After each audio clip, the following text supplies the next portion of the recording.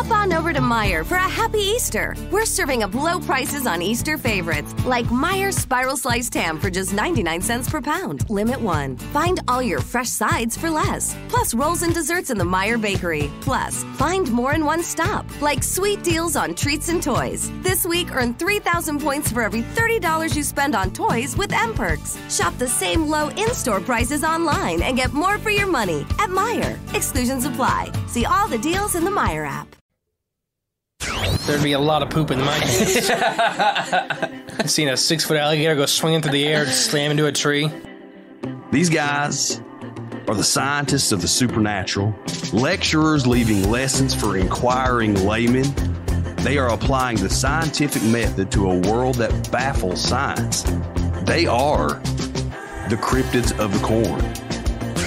But who else has big black wings and red eyes? Batman. Oh, Mothman. Oh, yeah, Mothman. A great white shark was stolen. Oh, someone stole a shark? I got stuff for you don't even know about. She's a witch. She turned me into a newt. Who knows? Anything could be possible. Anything could be possible. It's really big abduction vibes. Holy moly. It sounds like you were abducted. And it just stood up. I mean, it just like kept going and going. And she goes, what the...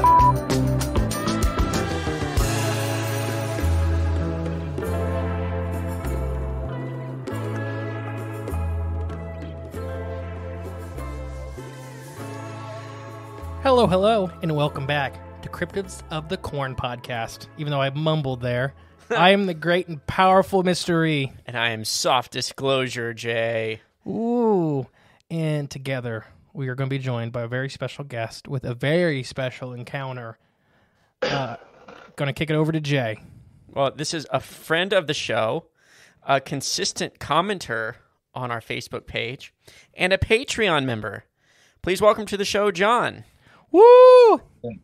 Thanks, guys. Oh, we've been looking forward to this for a while. Just scheduling and you getting sick and me getting sick, it just has been elusive. Yeah. Mm-hmm. 'Tis the season for that. So. Ain't it? Yeah, he told me about the subject we're going to cover, and I'm excited. I don't know nothing about it, but I'm excited to hear this. So it's your show. You take us on whatever journey we're going to go on. Well, I mean, this one kind of hit me out of left field because I'd never heard of it. I've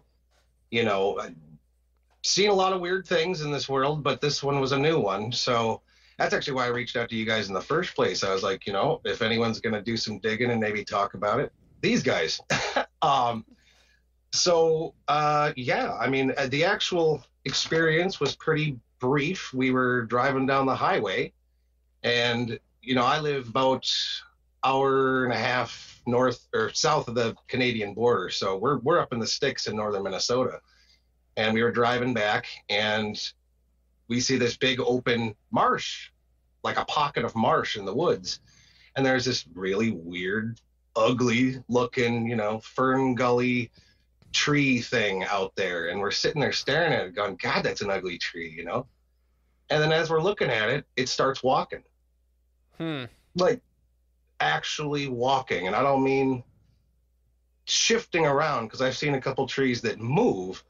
This thing actually had like leg structures, and it was walking.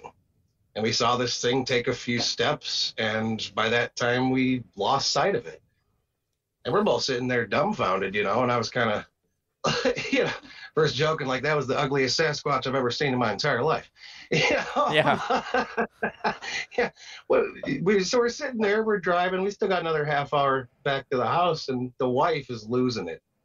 She is just, because she's never seen anything like that at all, from Chicago. So oh, okay.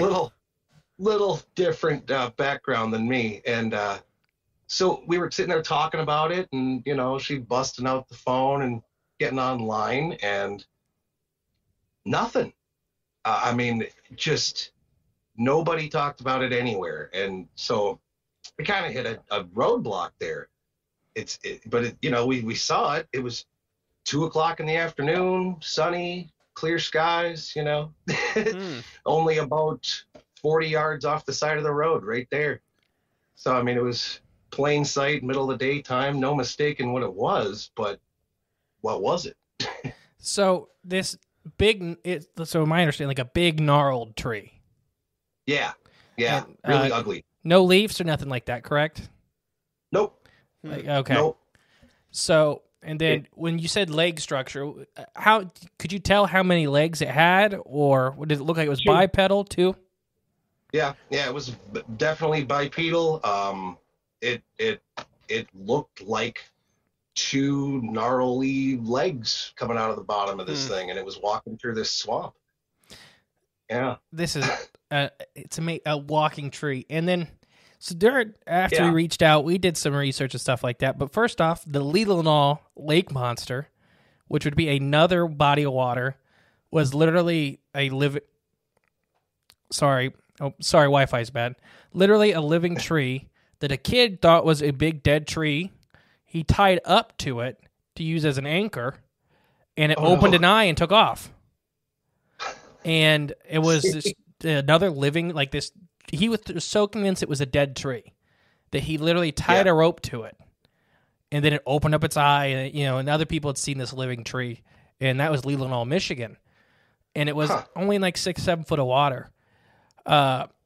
Mexico has a history of walking trees, and there's literally supposedly a species of trees that lives in, I forget the mountain range.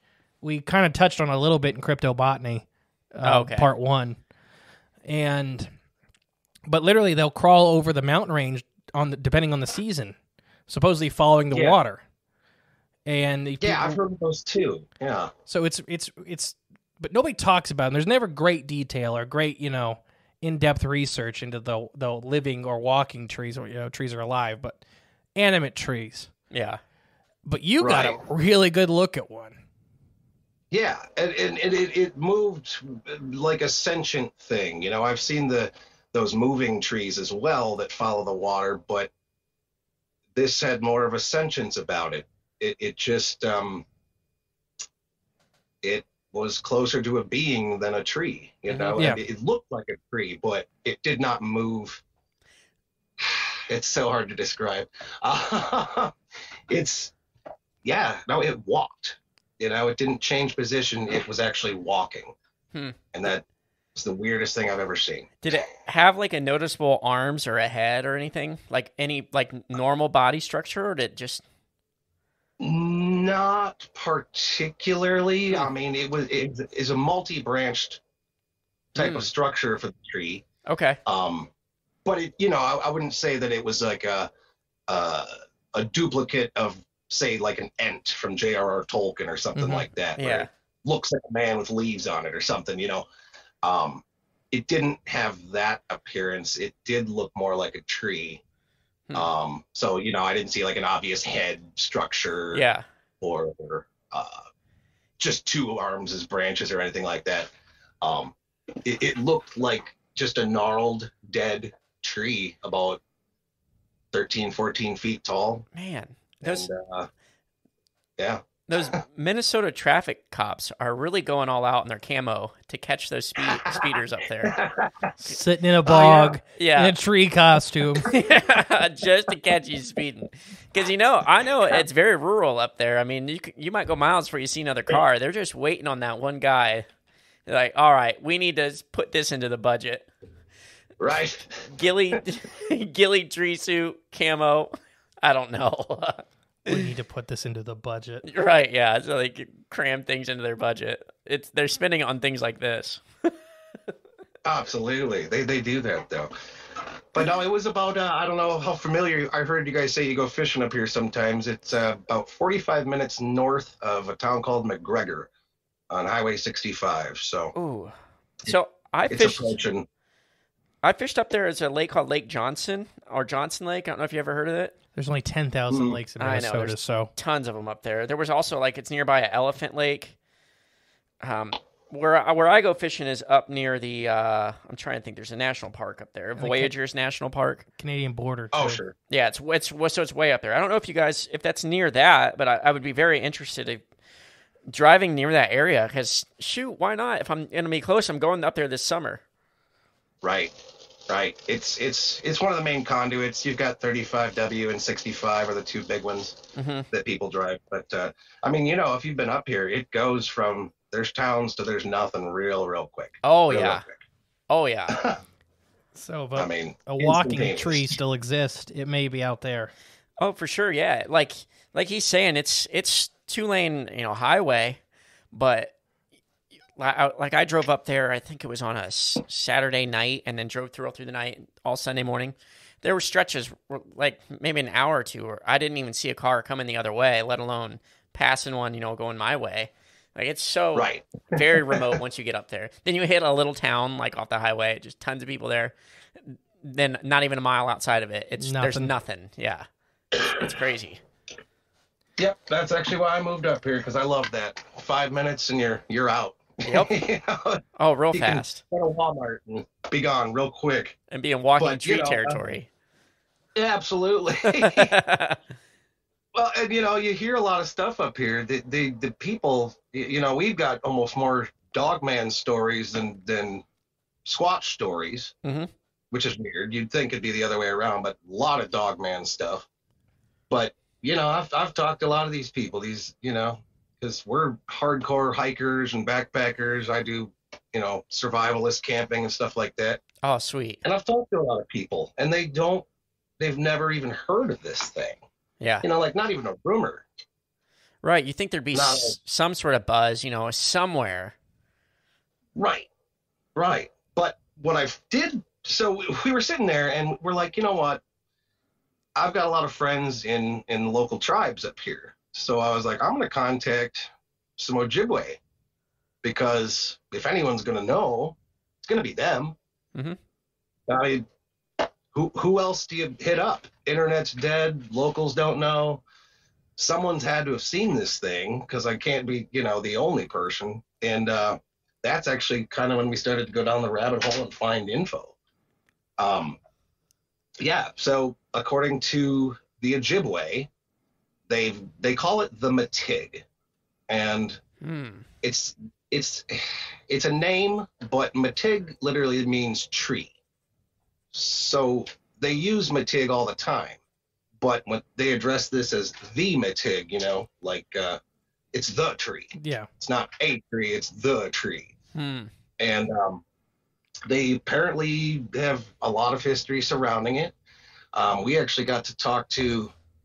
We had to call a bunch of elders, actually.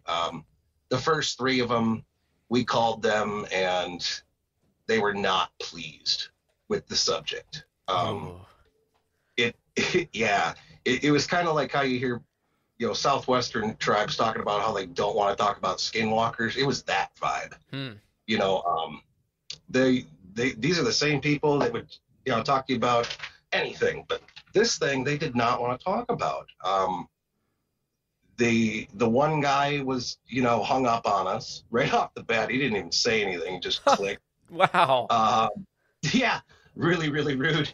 The next guy didn't believe us. He told us that white man would never give that privilege. So we're like, okay, well, tell me more. And that was the end of that conversation. Just, And so we're like, this is getting weirder. Because they know what we're talking about, Yeah. They definitely know. They just don't want to talk about it. And finally we get to this one guy, and we're like, look, please stay on the phone. We've got some genuine questions, we just want to know. And he's like, okay, well, here's the deal.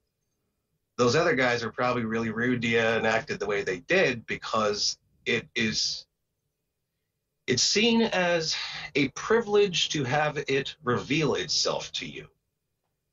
And so there's a whole bunch of he goes, there's a whole bunch of us that would give anything to have it reveal itself to us. It's a great honor. And so they're probably just jealous. Yeah. Honestly. And we're like, okay, I mean, that explains a little bit of it. But the discussing of it was also taboo. It's almost like talking about it manifests it. You know what I mean? They just do not want to speak of it at all. And we were pondering that for a little bit, like, well, why would you not want to manifest it if it's viewed as an honor? Right. And that was kind of a stumper, like, well, why? So that was kind of weird. But he said that, it's viewed as an honor. And when it happens, if it happens to them, there's a whole, I don't want to say ritual, but an entire practice that they do to present it with offerings. They make an earthen vessel, they said, out of like a piece of bark, and then they get food from their supper table and a vessel of pure water and tobacco, and then all of this is presented to this thing where they encountered it. We were actually instructed to do that, but the wife was not keen on going back there. So we did not, in fact, go traipsing into the swamp. But yeah, so they've got this whole practice surrounding viewing it, which once again really check the box that they know what it is. Right. And I've seen it. I mean, just goes to show, like, Google doesn't have all the answers. There's more to the world and life than what the internet has to offer.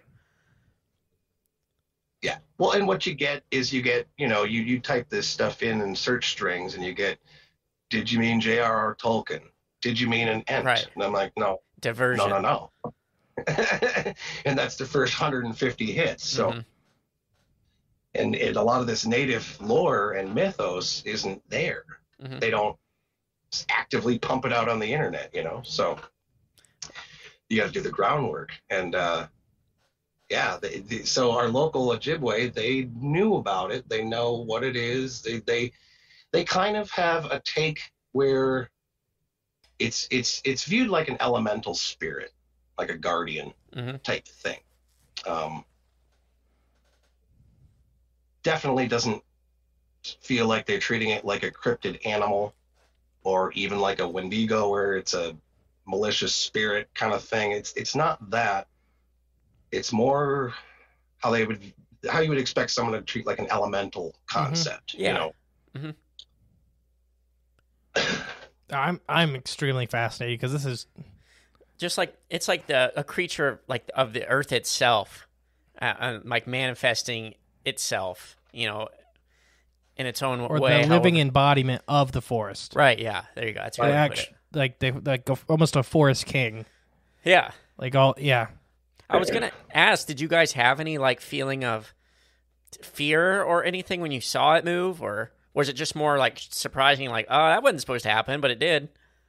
Yeah, it was more surprise than anything. I mean, it's kind of like when people are like, how I want to see a Sasquatch in the car going 60. Yeah.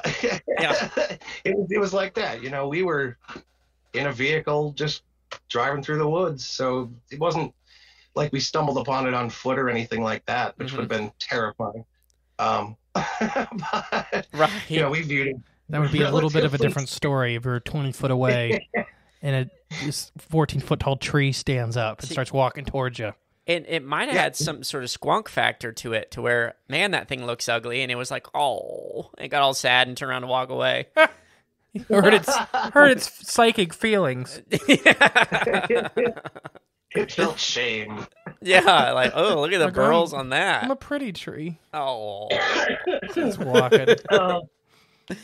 Oh, that's now they did describe one other feature about this thing that I thought was really interesting. So we kept digging because my high school ex-girlfriend is Inuit, and so real close with the family.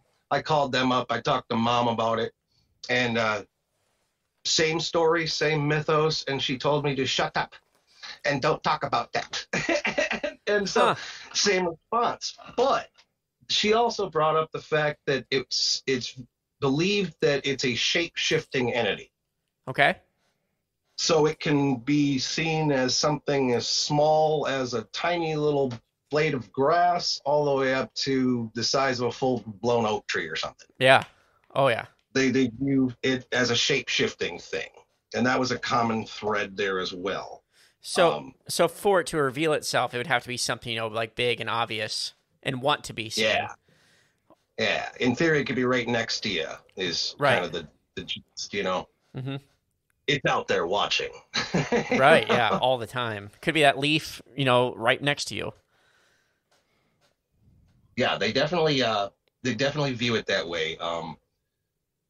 It's this whole spirit of the woods thing, and yeah, and it was crazy because as we're talking to these people from all these different tribes, because we called around. It wasn't just Minnesota. We called all over. Like I said, we talked to the Inuits there, and they had the similar story. And they're sitting there telling us about, well, when I was a little girl, there were werewolves that raided the village and did all this crap. They'll talk about that. Yeah. We had one of them talking about lizard people, and that was fine.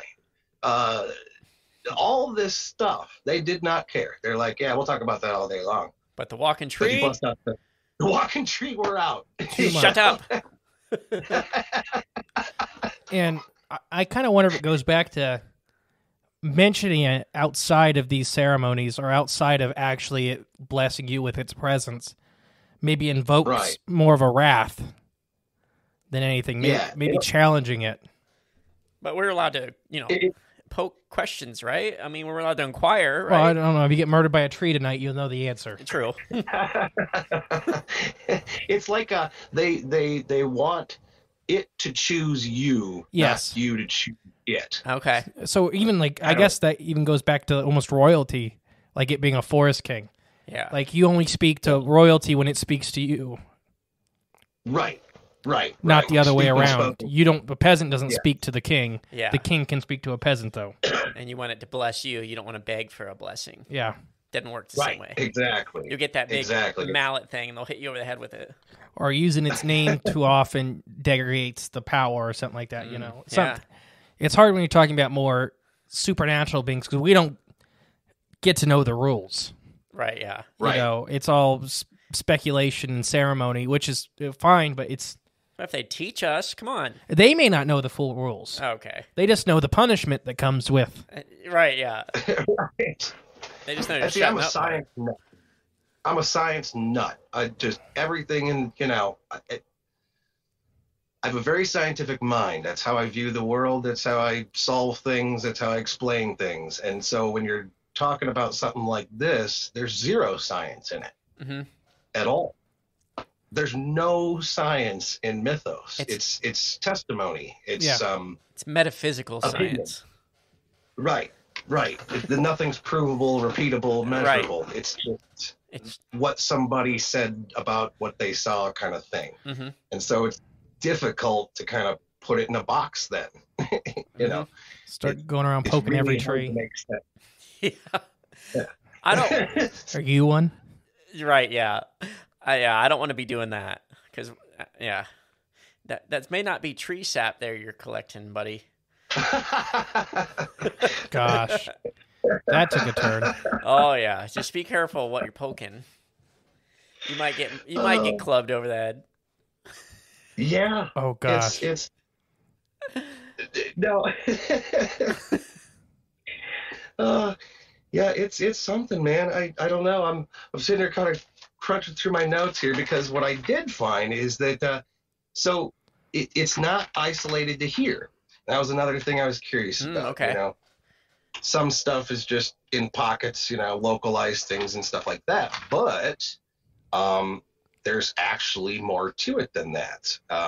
So the Ojibwe, they called it the Matig. The Inuit, they just call it tree walkers. But you get over into European areas like Slavic regions, they call it the Leshy. Which you may have heard of before. Yep. Yeah. So that pops up in pop culture, the Leshy, similar. They even had one in The Witcher. Yeah. Oh, okay. But the Leshies is a story that's been going around a long time. Mostly Slavic Europe kind of regions, Norway, things like that too. But theirs is kind of described as a trickster of the woods, closer to like a faithful type story. Yeah. It's out there causing shenanigans. So it falls on more with the Green Man. Right. Yeah. It's trying to trick you, take advantage of you. You mess around, it'll whisk you away. Yeah. Stuff like that. It's got not happy stories about it. Yeah. The Leshy's not anything you want to be around at all. No. That's very bad news for you.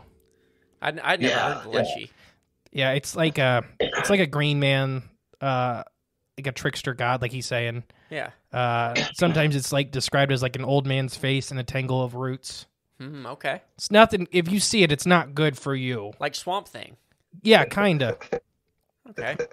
Much more like a lot of the legends are much more humanoid, but still very made of plants. Right. Yeah. Huh. But yeah, they living and also shape-shifting. Yeah. Shape-shifting is another theme with that as well. Think of Loki made of tree. I'm still thinking like the cartoon Swamp Thing. It's Loki Tree Edition. Doesn't he shapeshift? I think I had it on tape somewhere. Not really. I think so. He just kind of meshes his body around. Shapeshift into other nature elements. But yeah, so like you're saying, it's all around the world. Is this walking tree or this living or this animate tree? Yeah. And it always seems to bear at least some kind of respect. Some kind, by the locals, whether it's a negative indentation or more of a positive one. Yeah. I mean, the takeaway seems to be the same.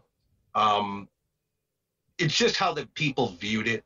I feel like the native tribes in North America, they kind of had more of a respect, leave it alone type thing. Yeah. Europeans just anthropomorphize it as some kind of a trickster. I even found stuff out of like Turkey. I think it was Turkey. Let me see. They call it the Artura, and similar story. Theirs was actually the closest description to what we saw, in that it was more just a walking giant tree. But they don't really assign as much of the trickster stuff like the Europeans do. But once again, it's the same damn thing, and it's weird because it's not one place. It's all over the place in different environments. So there's got to be something there. Oh yeah, I just don't know what it is. It's got to be something. There's one in Africa too, and I cannot think of the name of it for the life of me. But there's a tree that will stand up and walk away in somewhere in Africa, and it's known to run from elephants, and because elephants during the drought will rip trees up to get water. Oh God! So it'll stand up and get away from elephants. Nope. Nuh-uh. Trees are big and scary when they're walking, but an elephant's pretty frickin' when it's a thirsty elephant threatening to uproot you, I would get up and run too. Absolutely. But no, yeah, it's a global phenomena, and it's always just kind of a fringe thing in most cultures, where it's not like it's always there, but it's never the center of anything. Right. It's like this peripheral idea, but it's like this wasn't some like transparent ghosty looking thing. It was very physical, very present. Yeah, I mean it's and like I said, for us, we saw this thing in the middle of the daytime, right? Clear as clear could possibly be, and it but what is it? That's where I keep getting stuck. But what is it? Now, how long ago was this again?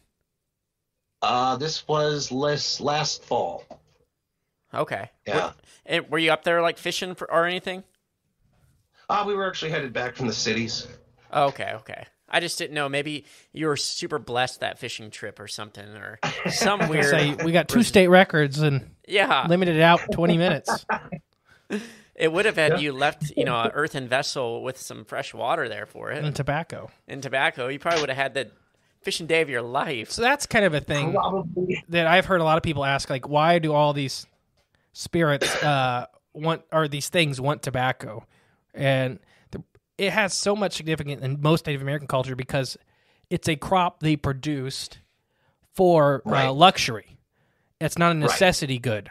So when a spirit or an entity wants the tobacco, or why you give them that, it's because it's giving them a luxury good. It's just kind of a weird thing because everybody maybe not as familiar with it are just always like, why is it always tobacco? Why do they always want tobacco? It's not the tobacco; it's the meaning behind the tobacco. Okay, right. Some comment. Yeah, and you know they do the same thing. Like, you know, I've got friends that they'll see a roadkill, whatever, and they'll pull over and sprinkle tobacco on it. I mean, it's just one of the things they do. Yeah, it's viewed as an offering and a gift, and so yeah, same thing with this. That makes sense. Oh, look, I got the wife. I was gonna say, will you please introduce her? Sure. This is my wife, Cassandra. Hi. She got the best stare at it. Here, tell you what, trade chairs with me. Oh, wow. Yeah, let's hear your Cassandra's takeaway. now coming on for everybody at home, and she's gonna tell us what she's seen. Hi. Hello. Sorry to come in so late. Busy all doing good. the mom thing. Yep. So where are we at? So we've been through the whole story. We were talking about them finding these similar creatures or entities all over the place. But we'd love to hear when you've seen it and from your view. Oh. Well, we were headed back from the in-laws, and I was staring out the window and I saw this tree, and I'm like, I was literally turning to tell him, wow, what an ugly tree, because that's all it was. It was just this truly hideous tree. Like, you know how like in the bogs, how they like get all black and yucky, and then they look like they're like rotting and falling apart. And it was doing one of those things, and I was like looking at it going, wow, what a really ugly tree.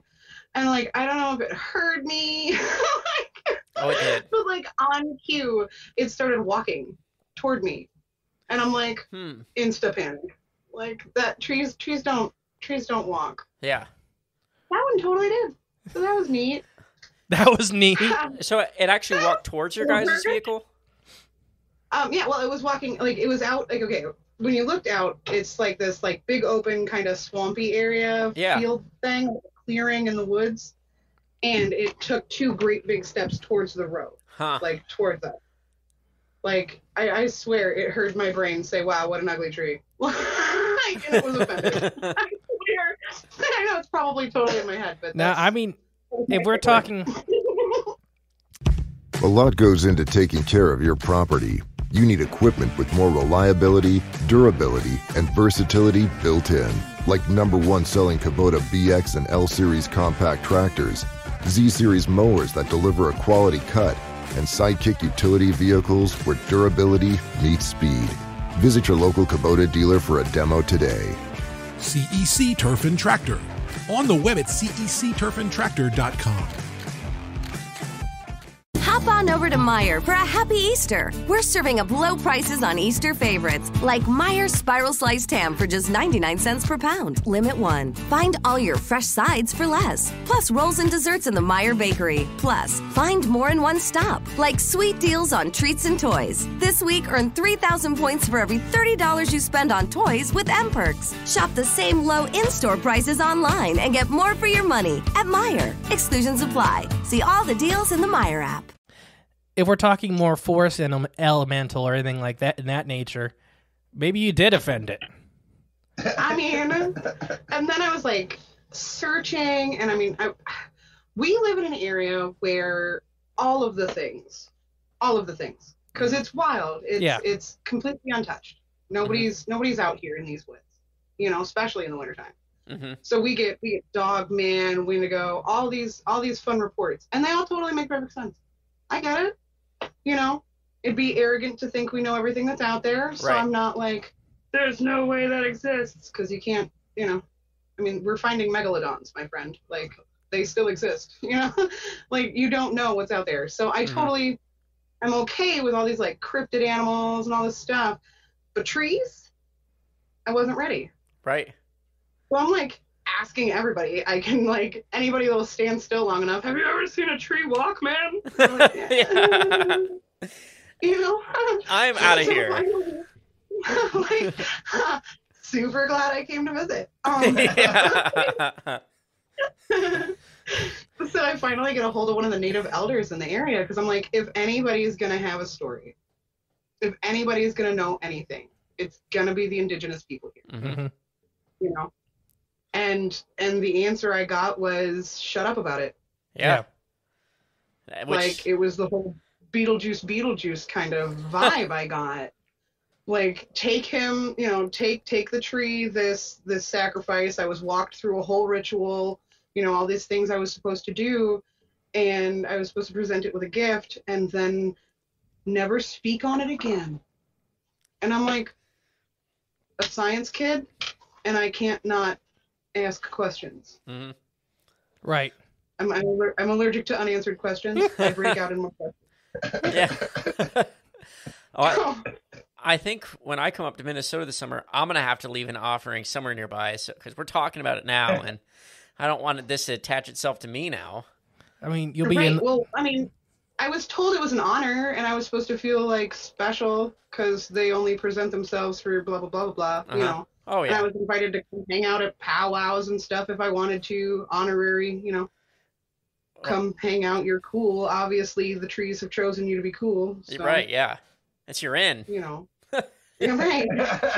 If the trees say you're cool, man. Right, yeah. That's why they don't talk about it. It's hard to impress a tree. It's like... It could be my squirrel-like size. I don't know. Either way, it was drawn to you. I don't know. If something weird's going to happen, it's going to happen to me. It's just my existence. True. If there's a weirdo in this store, they're going to tell me their life story. Oh, I've been there. I think I draw that too. Jay, at every conference, I'll look over, and he'll be cornered by somebody. Now, they're not always weirdos, but... No, I'm not saying there are any bad people. They're not ever... They've never been a bad person, but you'll be getting cornered by somebody and getting their whole life story. Oh gosh. They'll be showing you pictures. The whole thing. Yeah. Real confession. I've seen family photo albums. Yeah. Like, from a stranger I've never met. And they're like, I just feel like you're a person that can understand this. I'm like, right. I am. You hit the right one. It's probably because you wear a big tinfoil hat. Yeah, maybe so, yeah. I have this really dark thought. Can I share it with you? And you're like, I don't even know you, though. But you're going to anyway, aren't you? Yes. You're going to anyway. No matter how I answer you, you're going to do it. Yeah. Just get her over with, eh? It happens.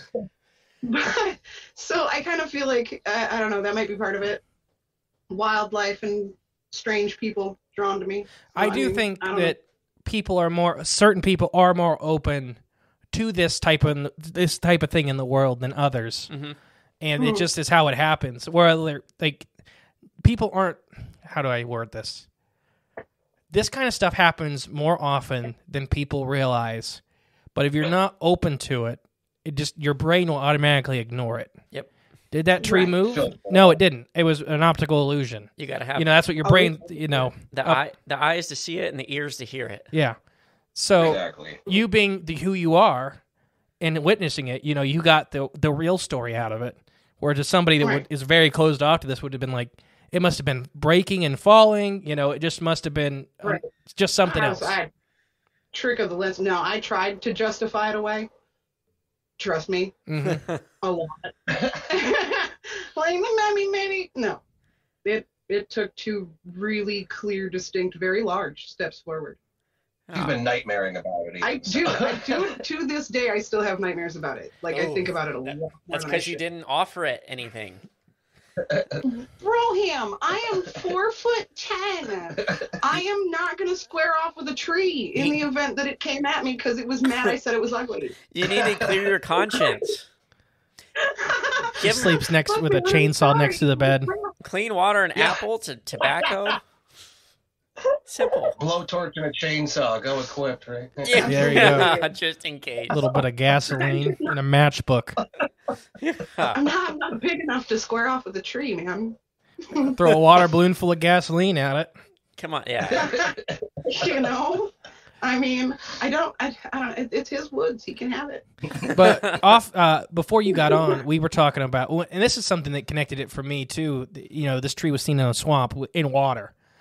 The Leelanau Lake monster, which is a Michigan monster, was literally a big tree.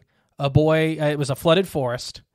So a kid was boating out there. He's in a rowboat, goes up, and it's this big gnarled tree that's standing out of the water. He throws a rope around it to tie up so he could fish out, off this tree. He throws this rope around it. This big old yellow eye opens up, staring right at him. The tree freaks out. So does the kid. And the tree starts, diving and pulling away from him. And, it's tied to the boat. It flaps the boat around and stuff like that. And other people had seen this big living tree moving through the lake. But the lake was a little deeper than what happened in your encounter. So it could have had these big trunk legs. But, apparently it was so indistinguishable from a normal tree that he literally tied up to it. And it just maybe they're more common than people think. You just see a tree sitting in water. I mean, really, what are you going to do? Just like any other ugly tree. It wasn't like, okay, so you see like depictions of Ents and things like that where they almost have a humanoid figure where it's got the very clear head, shoulders, blah, blah, blah, the whole thing. Not that one. It was a tree. Yeah. Just a tree. A really grody looking one. A beautiful tree in its own way. The sacred tree from Fernley. It was classically handsome. Classically handsome. It held its beauty on the inside. Along with grubs. Among other things, I'm sure. There's one thing we didn't talk about yet. The kind of the giant walking bug or walking stick aspect. Is this giant creature that's literally so good at disguising itself as a tree that it's indistinguishable? I mean, anything's possible, realistically. I mean, every culture has mention of them somewhere. Yeah. So it has to exist. I mean, there's no way people from every corner of the world all have the same story without somebody having seen the darn thing. Mm-hmm. Yeah, and we were talking. At least he went through his list before you got on, and then we added some that we knew about. Like there's an African one that runs away from elephants during the drought because, elephants will break open trees during the droughts to get water. Right. So it's a scary time. When you're a tree and the elephants start coming, you get up and you move. Hightail it. You imagine watching a big tree run away from a herd of elephants? I just seen him rip Eddie in half last week. I'm getting out of here. Stomping. Looks like Godzilla's running away. But in Mexico talks about these trees that literally crawl over mountains during, different seasons and stuff like that. So cool. Like the walking cactus almost? Kind of, yeah. And literally they can tell when the season's about to change because that's when they start flipping over the other side of the mountain. Because, It's just weird that you're right that all these cultures from around the planet have something relatively similar. And is it this forest spirit? Is it this entity that manifests in these wild areas? Is it the forest king, where it's literally this giant guardian or protector? Is it a big walking stick, a big bug? Yeah, it could be a giant bug. Who really? It's alive. Yeah, whatever it is, it's alive, it's sentient, and it's paying attention. And it heard your thoughts. And there's a distinct possibility. Or I'm easily just offended. that lucky. Timed. I really feel like it because, literally, as the thoughts are, wow, that's a really ugly tree. For having such came at me, bro. For having such bark-like skin, it's very thin. It's super grody. It's like, oi. You're ugly right here, buddy. You're ugly right here, buddy. Yeah, good thing you were driving, because he was coming to take care of business. I don't know. I mean, it could have been. I really, it's all speculation at this point. Yeah, people. But until I go back and give it a tree bark full of food and stuff. I've even heard stories of the forest reshuffling around you, to get Scary. people get people lost. What if it's because the trees literally, when you're not looking, kind of move around? Yeah, we've had that happen. Remember? We've had that happen. Oh yeah, when we were out shrooming. Yeah. We've had that happen. Mushroom hunting. Yeah. I get Partaking. Not magicals. Yeah. We were literally out mushroom hunting. You don't got to explain nothing to me. You didn't get to see my hat beforehand. Outstanding. It's a massive Amanita hat, Fun. looking like Toadstool from Mario. Yeah. Could I maybe see that? Yeah, I'll show you after we're done. Yeah, we'll we're show you. off air. Yep. But yeah, it just literally came before you guys got on. But yeah, it's just. Yeah, no, Sorry, go ahead. Yeah. No, we were lost forever. Yeah, tell us what happened. We were out going foraging and compass and all that jazz, and we were out there following. There's kind of this, I say trail, but it's mostly game trail. Mm-hmm. And we were out there. We took a right. We took another right. Took another right, and without crossing over the original path, ended up miles over. So basically, there would have been no way for us to cross over the entry path, and yet we did. Yeah. And the compass wasn't lying. The compass said we were still where we were supposed to be. Mm-hmm. We go out there all the time. Yeah. I mean, pretty familiar with the place. Yeah, we know those woods. And yeah, she was actually pregnant at the time, and we ended up in this swamp. 8 months pregnant, tromping through swampland with a dang bucket. Looking for mushrooms. You must really like mushrooms. We do. Yeah. Yes. Yeah. I get it. If you could get your hands on lobster mushrooms for free in the woods, would you not go walking for them? Yeah.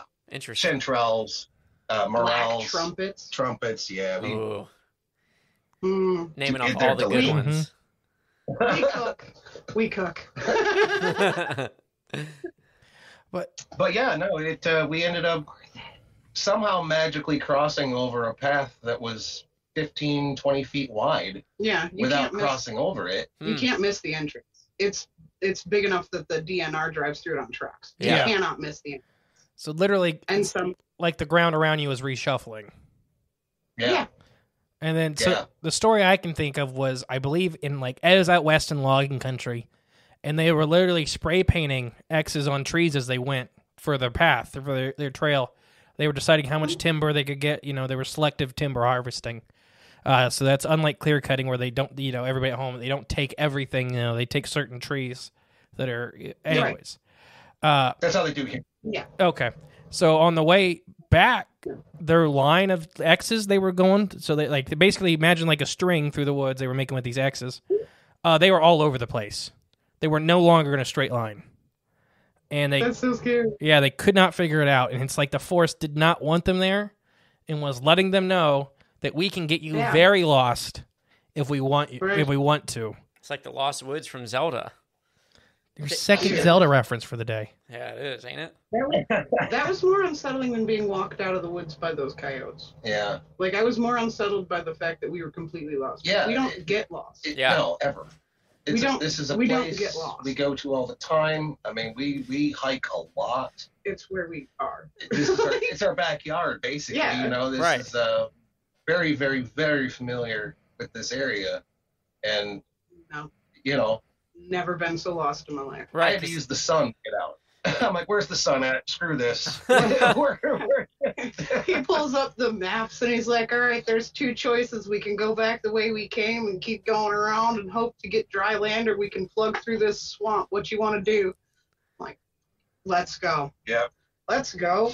And I'm just going through. Plugging through the swamp. Yeah. I've had enough. We're not following trails anymore. We're just going to follow. We're going that way. Second star to the right. Let's do this. Yeah. We've had it. Neverland. So, what do you think you encountered? If you had to put it in a box. I know it's a hard question. And I've thought a lot about it. I can't answer that question without a little bit of backstory. You go right ahead. I'm a Catholic boarding school survivor. Translation, I am a true nihilist. Nothing means anything, everything is nothing, and it's all hokum. So to hear, it's all hokum. So to hear people call it things like spirits and blah, blah, blah, I can't roll my eyes hard enough. And I know that's terrible, and I know it's wildly disrespectful, and I'm sorry. It's all malarkey. And so if anything, it'd have to be a creature. I feel like Bigfoot's the same way. Mm-hmm. I feel like, it's just animals we don't fully understand. We discover new species every day. Mm-hmm. Things we don't understand, things that don't make any darn sense. As for Bigfoot, it's a different chain off the human evolution. We came from the same thing, clearly, and we took a different fork. We all know how, evolution works. It's this basic stuff. So if I had to put a name to it, I'd say it's a critter. It's an animal of some kind. It's gotta be. Because it's not a spirit, it's not a cursed dude, it's not, that's all hokum. It's just nonsense. So big stick best bug. Chances for woo-woo would be aliens. Them I believe are legit. Because there's no possible way they're not. It's there you go. Possible. Look at the vastness of everything. There's absolutely no way. Mathematically, it's impossible. Right. We are not the only planet with sentient bugs. All right. John, what do you think? Well, I mean, I'm on the side that it could be, a variation of tree. And here's why, because, you guys sit and, you discuss the whole, yeah, that's fine. It's audio for son. Oh. Yeah. Oh, I didn't. So, you guys discuss a lot about the fungi thing, especially as of late, and how those are displaying sentient behavior and almost a conscious intent with the things that they do. Mm-hmm. And I generally think that plants and things of that nature and trees are not that different. They do things with intent. It's not just some mindless little thing that just does a tiny function. They definitely seem to be more than what we give them credit for. Right. And they do respond to love and music. Yeah, well, it's more than just some automatic thing that just does things out of impulse and survival, and that's it. So I don't know. I mean, I guess the question is it a natural thing in nature, or is it some kind of a spirit? And I would lean towards something from nature. I really would. I don't know what it is. I don't know how it came to be, but it could definitely be a species of tree or plant that we just don't understand. Mm-hmm. It's there's too many of them. They're all over the place. It's not, to me, it just doesn't strike me as some sort of weirdo spirit thing, right, at all. Well, because if it was a cursed person, why is there one on every continent? Right. It's just everyone's cursed and they're just pumping out these tree things. I don't know. yeah. I don't know about that. Or has nature created these things? Have they evolved from natural sources? Mm-hmm. And I lean towards that. It's a product of environment, and it happens all over the place. Mm-hmm. I mean, I think it's something that's I don't want to say normal, but normal. Yeah, natural. Yeah, exactly. Of this, I always say of the biosphere. It fits somewhere on the family tree of something. Right. It's somewhere. So for that, I could see anything from an actual plant. That would be a big benefit to be able to move to new nutrients-rich soil every once in a while. Absolutely. Or a defense mechanism if the fungus in the soil is starting to attack, or there's a bug infestation. Mm-hmm. And just getting up and walking 100 yards, maybe a really good. Or getting away from an elephant. Or you could even go. You got to prove to an insulin human. Yeah. Right. Or even a colonial organism, where this is a colony of stuff that happens to look like a big body. I mean, there's these groups of these giant oligochaete worms, which their worms are tiny, but the bodies they make are gigantic, and they'll function like one body. And they may be using a tree husk as kind of like an exoskeleton. There you go. And they're happening to repurpose stuff in their environment So leukocyte worms will wrap around sticks and stuff like that for structure. So what if it's the advanced version of this? Ooh, it's been around for a while. They figured out how to take a husk of a tree. Yeah, they found this shell. And that way birds can't pick you apart. 3 kids in a trench coat act. The 3 kids in a trench coat act. Yeah. It's the fungi. They're piloting it. That's gotta be. I mean, literally, yes. Anything could be fungus at this point.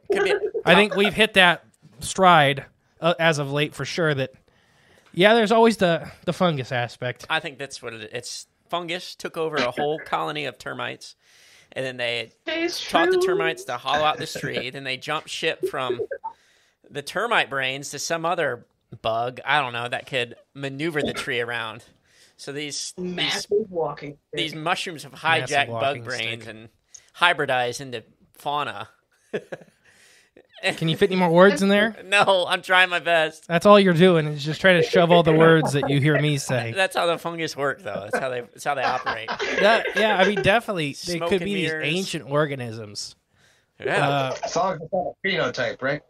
What'd you say? Yeah, it's a mushroom phenotype. Oh, gosh. That does this. All right, thank you guys for coming on. Have a good night. Bye. The other ones from the different countries are a little different. They got separate phenotypes. He's taking his ball and going home. He doesn't want to play with it anymore. But yeah, I mean, I could definitely, like you were saying, nature is much weirder than anything anybody can cook up. Absolutely. You know, on Freaky Fauna, we've talked about ironclad snails and stuff like that, where they literally live in 750-degree water and ingest iron sulfide and push it out through their skin to make armor-plated skin. Yeah, that's awesome. That's something that most people don't realize can exist. 750-degree water. That's, what is that? Let's see. Roughly hot. 3.5 times boiling point. Yeah, that's hot. That's hot. And there's 800 melts lead, so that's a great comparison. It's we did during that episode we talked about it's higher than aluminum's melting temperature. Okay. Because I think aluminum's 712. Oh shoot! Yeah, that's too. Not good. No, so that's intense. The metal, like a pop can, would be melting at where these guys are sitting comfortably. So to tell me that there's not a biological opportunity for a tree-like thing to be moving around, it just there's weirder life exists already. I mean, I've had hot poops before, but their dumps have to be ungodly, like burning. Literal magma. Yeah, it sends to the toilet paper. I think you got like bombardier beetles that create 800-degree explosions out of their butt. A little bombardier beetle is famous for killing a tiger. It's a beetle the size of a couple grains of rice killed a tiger. I will be Googling that later as well. Hey, bombardier beetles. Don't you dare give that thing a burrito. Yeah. We'd all be dead. It'd be like a small nuclear explosion. I could just see the headline: colony of bombardier beetles breaks into Taco Bell. Like, that was it forever. Statewide quarantine. Jeez. Stay Massachusetts away. disappeared over one night. Yeah. You thought Palestine was bad. You should see this. Yeah. Oh gosh. Bombardier State's still beetle on fire. poo is burning our town to the ground. Literally. God, that's so gross.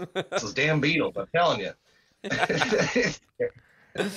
They got into that nacho sauce. No, it's true though. I mean, to me, nature's so damn weird. It's so weird. It just is. It's weird. It's weird. And why not? I mean, I'm stuck on the what is it. I really am. Mm-hmm. That's where I get hung up. What is the explanation? What actually is it? If I were up there and biopsy a piece of it, what would come back? Right. I'm curious. I dare you to try. Yeah, well, I don't want to try. I would like an answer. His feathers are showing. I think I'm going colony of worms. I guess it wants food. I mean, I could take its snackies. There you go. My question: how many are there? Like, straight up, we spend so much time in the woods. Yeah. It's more home than the house. Mm-hmm. Okay. How many of them are there? Like, is this a common thing? Are they like territorial, like cougars? They only have, like one per so many miles. Like, what are we talking here? If it's a critter there's more. Mm-hmm. If it's a living, breathing, breeding thing, it's making more. There are more. So how many? How many of them trees that I've leaned up against to, whatever, have been like, oi. So I guess that would just depend heavily what they actually are, where they fall in the biological tree of life. Mm-hmm. If there's something like a colony of oligochaete worms that's possessing, or not possessing as in the supernatural aspect, possessing as in hollowing out, a corpse of a tree and using it for locomotion. Like an Edgar suit. Yeah, right. Literally, yeah. And there may be dozens of them per area, but they may be like require wetlands, and because when the oligochaete worms, the colony itself may only move once every couple of years, and they'll literally pick up and walk to a new spot to feed on fresh soil and stuff like that. And that's it. It's not doing these great big impressive strides over the savanna or nothing like that normally. Right.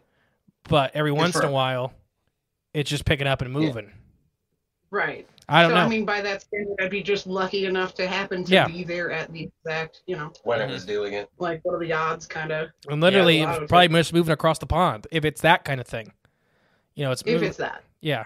But that said, if it's an insect-like thing, like a giant walking stick, insects breed like, insects. Mm-hmm. Well, so it's weird, because some insects, like the giant spiny tree lobsters, are some of the biggest land insects. Sorry, what? Giant spiny tree lobsters. It's a walking stick relative. All of these things. They're giant, literally. They look like tree lobsters, and they're covered in spines. I need to make a list of the things I'm supposed to look up. I know. She needs to make a list of all the stuff to Google after this. Is the problem with being around me. Yeah. We need to be friends. Oh, yeah, we are. We're friends. But, anyways, they don't reproduce very fast at all.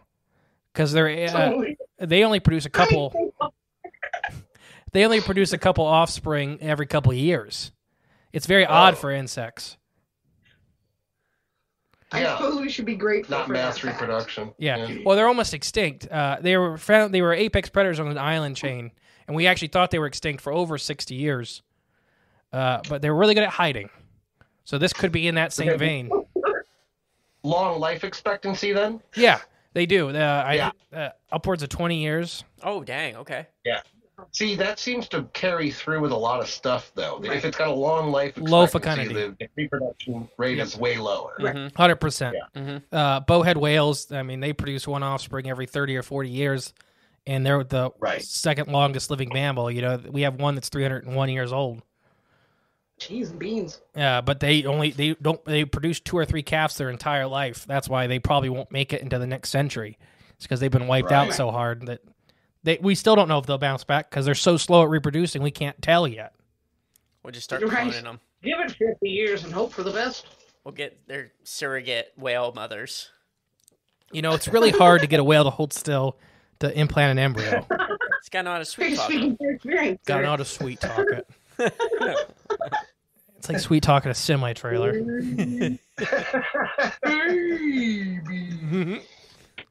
Get your dory on. Get your dory on. Yeah. I think I could do it. I think I had a feeling. Drop me out there. Let me try. Just put on the very mallow. I mean, you tamed Wild Bill, so. That's true, yeah. I did. I got something about me. Just the bald head. It might be. Got that whale magnetism, huh? Yeah. The real story behind mermaids. Oh man, there's actually a Wise Kids skit about taming my gosh, whale. Shut up. There is about taming a whale, and no one believed him. Hate you. And then he went and showed him. There's not. Yeah, he taught a whale to jump out of its tail. And they're like, no, you didn't. I did too. I taught a whale to jump out of its tail. And the teacher goes on this whole thing of loading up the whole classroom, drives them all down to River, Florida to force him to show everybody in front of the class how much of a liar he is. And he gets out and actually does it. And the teacher, he did it. He actually did it. But it was this whole long drawn out thing, and he actually could do it. It's the dumbest thing ever, but it's so funny. Okay. So it's possible. That's what I'm saying. Long story short, possible. It's possible. Anything is possible. Anything is possible. We all read Florida Man headlines. Everything's possible. Yeah, exactly. I hate you today, Jay. You hate me every day. Man arrested for Different surfing reasons. on a Yeah, man. exactly. I keep it fresh. Florida man arrested for riding his pet gators through Walmart. Yeah, no, exactly. Whoa. Wait a minute. I've read some stories. I know we're gonna National have. I know we're gonna have you guys on a future episode for other encounters you guys have had of a different variety, but for this one, what'd you say? And those I've got lots, boy. But I gotta show you my big comic book. Oh yeah, no, actually, yes. well, Yes. no, I'm excited. But for this topic, is there anything else to add before we wrap it up? No, I mean, it's kind of, we exhausted everything we could find, and that's what we came up with. I mean, still just stuck asking questions, and that's the end of that one. Everybody I ask is the same thing.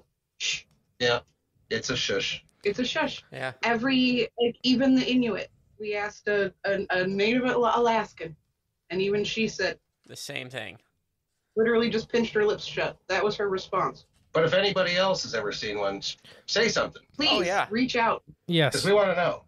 I'd love to hear. Yeah, we do too. Everybody at home, yeah, we got We've become international podcast. So if you anywhere has heard of any tree moving or walking or any kind of animate action, please let us know. Australia has to have one. There has to be one person in Australia that's seen something like this. Nobody's gone into the rainforest. That And one it tried guy. to kill somebody. That's Australia, right? Right, Yeah. two koalas. They literally seen a Komodo dragon in a tree carrying off a guy. It's like, all right, well, we're not going into there anymore. No. It's just spider season. It's fine. All right, guys. You know how we like to end episodes. On the count of 3, we're all going to scream bye. And then the outro will play. All right. All right. 3, 2, 1. Bye. Thank you for listening to Cryptids of the Corn podcast. Please share with a friend you think would like us. It's the best way to help our show grow.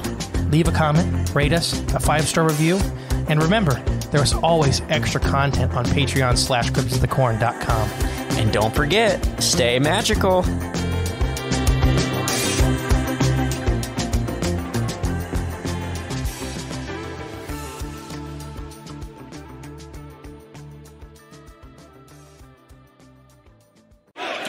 Five seconds left. And he shoots. He scores! I can't believe it. This is a moment for the history books. Secure the dub you've been craving with big, bold flavors from Firehouse Subs. Like our iconic Hook and Ladder Sub with smoked turkey breast, Virginia honey ham, and Monterey Jack. Order now and score $2 off any sub purchase in the Firehouse Subs app when you enter promo code HOOPS. Limited time offer only on the Firehouse Subs app. Tap the banner now to download the Firehouse Subs app.